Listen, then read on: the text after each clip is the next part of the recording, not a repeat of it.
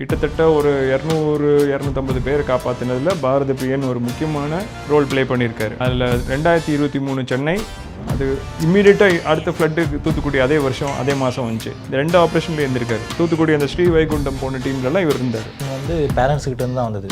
ஜென்ரலாக எல்லா பேரண்ட்ஸுமே பார்த்தீங்க அப்படின்னா அவங்க பார்க்காத வாழ்க்கையை அவங்க பையனுக்கு கொடுக்கணும்னு நினைப்பாங்க. ஸோ அதில் எங்கள் பேரண்ட்ஸ் ரொம்ப லோவராக இருந்தால் மேலே வந்தாங்க. ஸோ இந்த நிலைமைக்கு வந்திருக்காங்கன்னா அது அவங்களுடைய ஹார்ட் ஒர்க் தான்.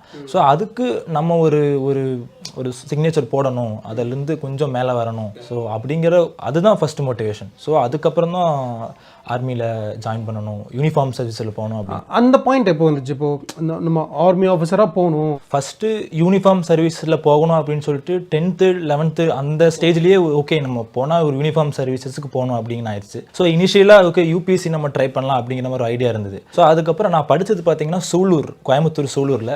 அதுக்கு பக்கத்தில் தான் ஏர் பேஸ் இருக்குது. சூலூர் ஏர்ஃபோர்ஸ் ஸ்டேஷனோட பேஸ் அங்கே இருக்குது. ஸோ நான் காலேஜ் படிக்கும்போது எப்போவுமே ஈவினிங் இல்லை மார்னிங் அங்கே ஃபைட்டர் ஏர்க்ராஃப்ட் வந்து ஒரு சாட்டி போவாங்க.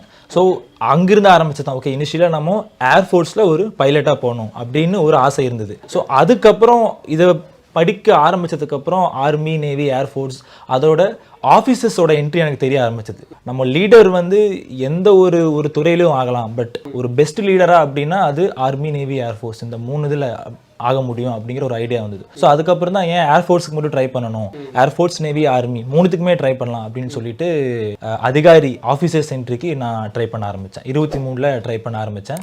ஸோ இப்போது 5வது அட்டம்ப்டில் நான் கிளியர் பண்ணியிருக்கேன். 2 years அப்படிங்கிறது சொல்கிறீங்க. இதுக்கு பின்னாடி எவ்வளோ நாள் இந்த ப்ரிப்பரேஷன் அப்படிங்கிறது இருந்துச்சு? 23ல் என்னோட ஃபர்ஸ்ட் அட்டம்ப்ட் நான் போனேன், பெங்களூருக்கு போனேன். ஸோ அதில் ஸ்டேஜ் 1 ஸ்டேஜ் 2 இருக்குது. ஸ்டேஜ் 1 கிளியர் பண்ணால் தான் ஸ்டேஜ் 2 அடுத்த 5 நாள் உள்ளே இருக்க முடியும். ஸோ ஃபர்ஸ்ட் அட்டம்ப்ட் என்னால் ஸ்டேஜ் 1 கிளியர் பண்ண முடியல, நான் வெளியில் வந்துட்டேன். ஸோ அப்போலேருந்தே நான் வந்து ஈசன் சாரோட அகாடமியில் இருந்தேன். ஸோ அகாடமியில் இருக்கும்போது போனேன். ஸோ என்ன மிஸ்டேக் பண்ணேன் அப்படின்னு சொல்லிட்டு கரெக்ட் பண்ணிவிட்டு 2வது அட்டம்ப்ட் போனேன். 2வது அட்டம்ப்ட் என்னால் 5 நாள் இருக்க முடிஞ்சது.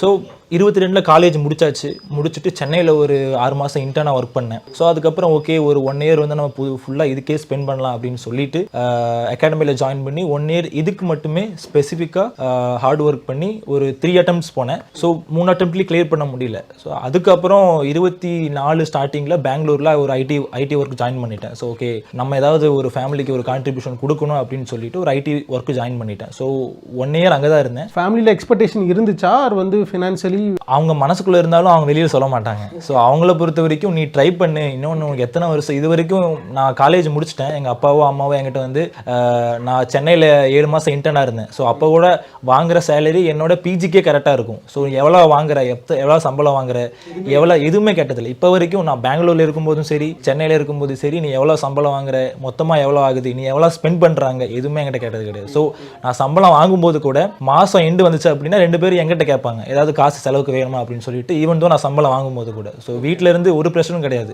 நானாக தான் வாலண்டியர் 22லேயே முடிச்சிட்டோம். 1 வருஷம் ஸ்பெண்ட் பண்ணிட்டோம். இன்னும் அட்டம்ப்ட்ஸ் இருக்குது. சரி நம்ம வேலைக்கு போயிட்டே ட்ரை பண்ணலாம். ஸோ இந்த அட்டம்ப்ட் எல்லாமே வேலைக்கு போயிட்டு ட்ரை பண்ணால் தான் கரெக்டாக இருக்கும். ஸோ அப்போ தான் நமக்கு வந்து அந்த ஸ்ட்ரகிள் தெரியும். ஒரு கம்ஃபர்ட் ஜோன்லேயே இருந்து ட்ரை பண்ணிட்டு ஃபெயில் ஆகிட்டு இருக்கோம் அப்படின்னா அதில் எந்த ஒரு ப்ராக்ரஸுமே இருக்காது. ஸோ நான் முடிவு பண்ணேன், பெங்களூரில் 1.5 வருஷம் ஒரு ஐடி கம்பெனியில் ஒர்க் பண்ணிட்டு ட்ரை பண்ணேன். ஸோ இப்போது கிளியர் பண்ணியாச்சு. பாரத பிரியன் வந்து இந்த 2 வருஷம் எங்களோட ட்ரைனிங்கில் இருந்ததில் ஒரு 14 மாதம் எக்ஸாக்டாக 14 monthsல 2 ரெஸ்கியூ ஆப்ரேஷன் முடிச்சிருக்காரு. கிட்டத்தட்ட ஒரு 200-250 பேரை காப்பாற்றினதில் பாரத பிரியன் ஒரு முக்கியமான ரோல் ப்ளே பண்ணியிருக்காரு. அவர் ஒரு டைவர் தான்.